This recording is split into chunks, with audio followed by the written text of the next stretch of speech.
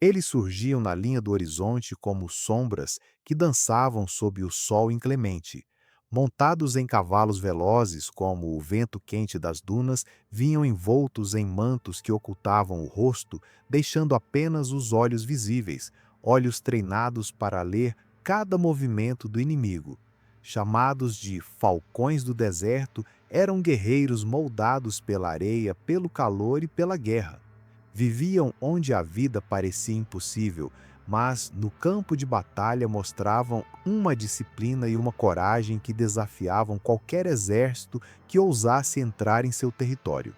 Armados com espadas curvas que cortavam como o próprio vento do deserto, lanças longas e arcos leves, eles não lutavam como as forças pesadas da Europa.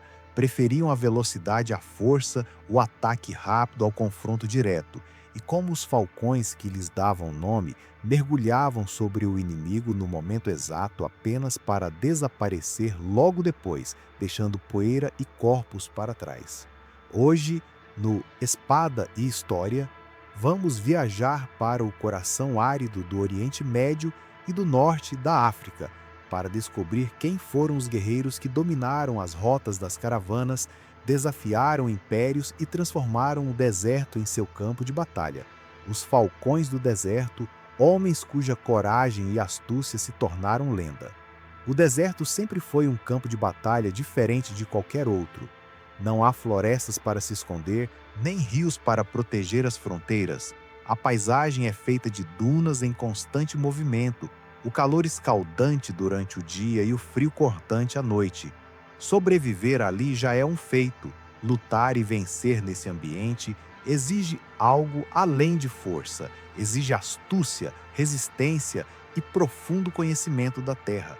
Os falcões do deserto não eram um exército único, mas uma herança militar forjada por séculos entre as tribos árabes e berberes do Oriente Médio e do norte da África.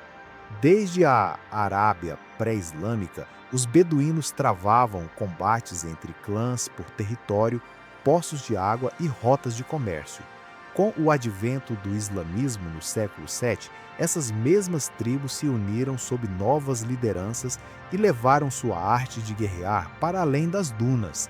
Muitos desses guerreiros serviram em exércitos famosos como os mamelucos do Egito, a cavalaria leve do califado omíada e até as tropas árabes que enfrentaram os cruzados. Eles dominavam as táticas de ataque relâmpago, emboscando caravanas, cercando inimigos e desaparecendo antes que qualquer contra-ataque fosse possível. Então por hoje é isso, galera. Espero que tenham curtido.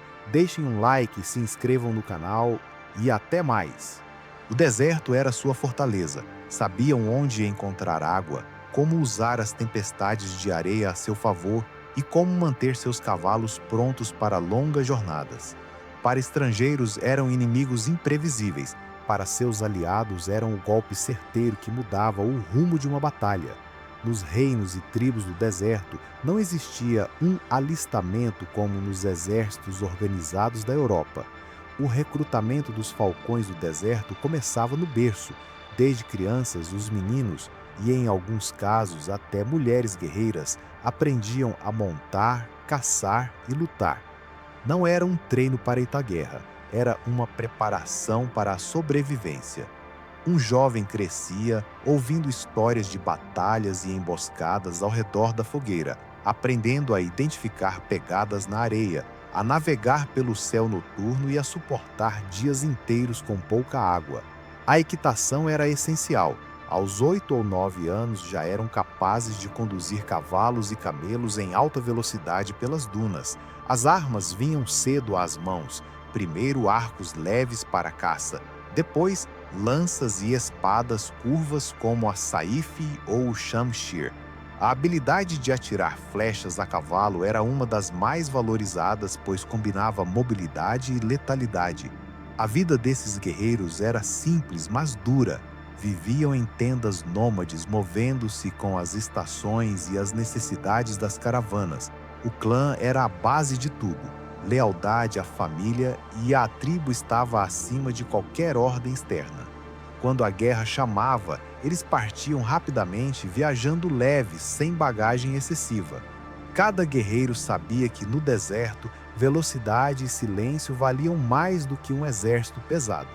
Essa criação forjada pelo sol e pela areia formava soldados não apenas resistentes, mas também astutos, prontos para transformar o deserto em arma. Os falcões do deserto não eram conhecidos por armaduras pesadas ou fileiras compactas. Seu poder estava na velocidade, no alcance e na capacidade de desaparecer antes que o inimigo pudesse reagir. Suas montarias eram sua maior arma. Os cavalos árabes, pequenos, velozes e resistentes, eram criados para percorrer longas distâncias sob calor extremo. Em certas regiões também usavam camelos de guerra, capazes de carregar peso por dias sem precisar de muita água e cujo odor e presença intimidavam cavalos inimigos pouco acostumados. No combate, o armamento era adaptado para movimento constante, espadas curvas como a saif ou o shamshir, perfeitas para cortes rápidos durante a carga, lanças longas para golpear inimigos a cavalo, arcos compostos leves, feitos de madeira, chifre e tendão, capazes de lançar flechas com precisão mesmo durante uma corrida. Punhais curvos como o jambia, usados no corpo a corpo. A tática mais temida era o ataque relâmpago. Eles avançavam em alta velocidade, lançavam uma chuva de flechas, cortavam fileiras inimigas e recuavam antes que a cavalaria pesada pudesse persegui-los. Em emboscadas, usavam o terreno a seu favor, escondendo-se atrás de dunas ou usando tempestades de areia para mascarar seus movimentos.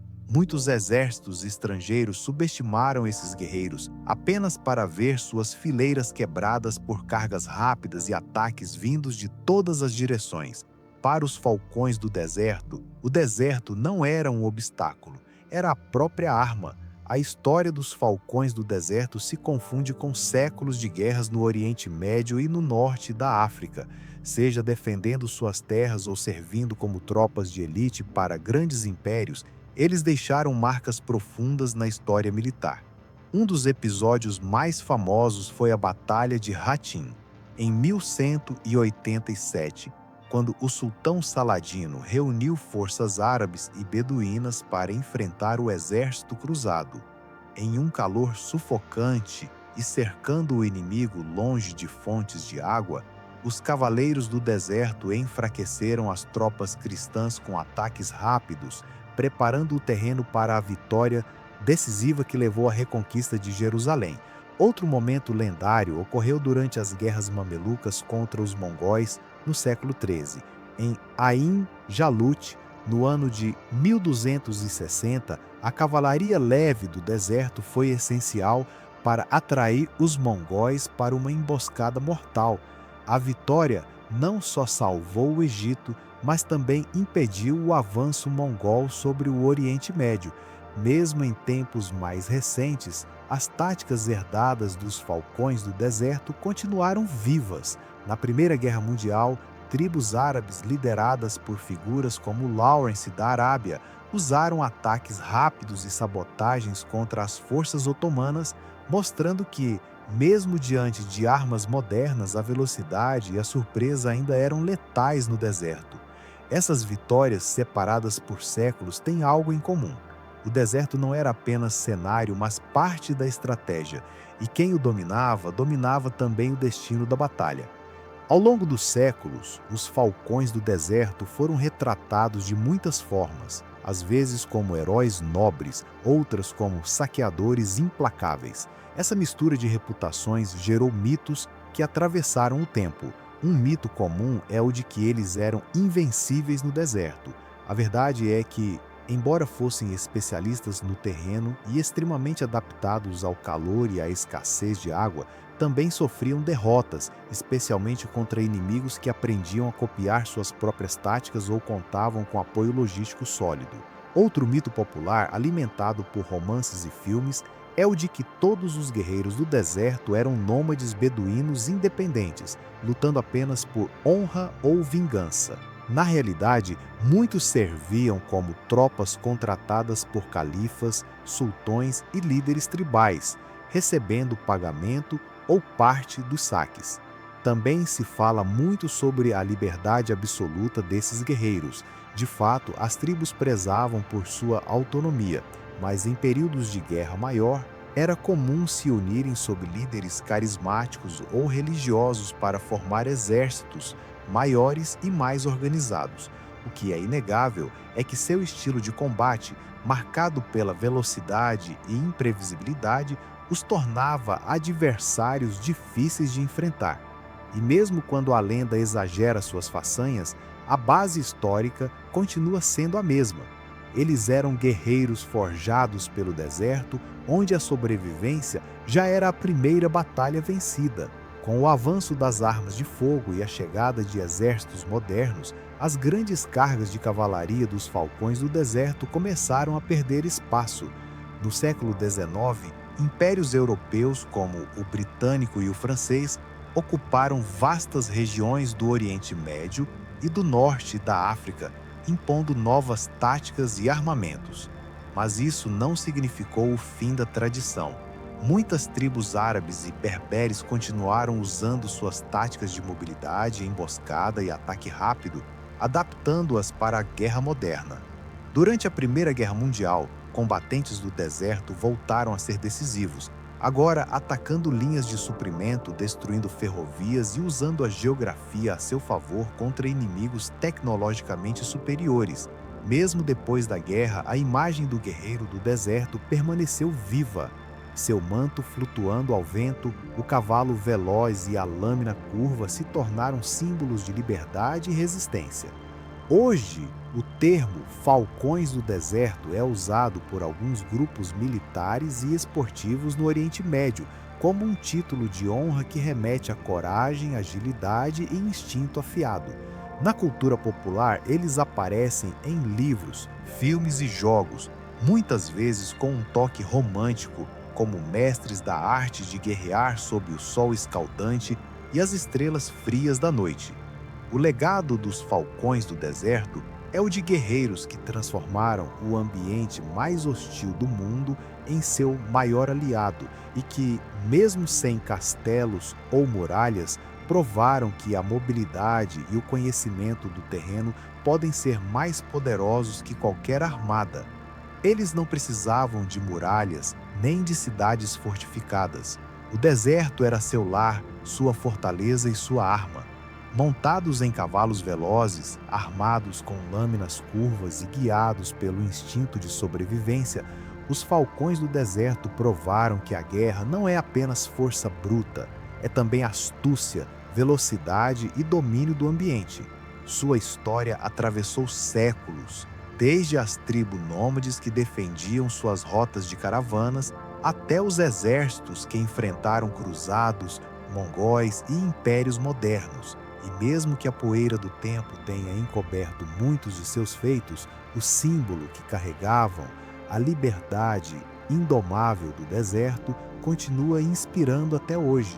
Agora eu quero saber, você acredita que, no campo de batalha, a mobilidade pode ser mais poderosa que a força bruta? Deixe sua opinião aqui nos comentários e não se esqueça de curtir este vídeo, se inscrever no canal Espada e História e ativar o sino das notificações. Assim, juntos, vamos continuar desvendando os segredos dos guerreiros mais lendários da história.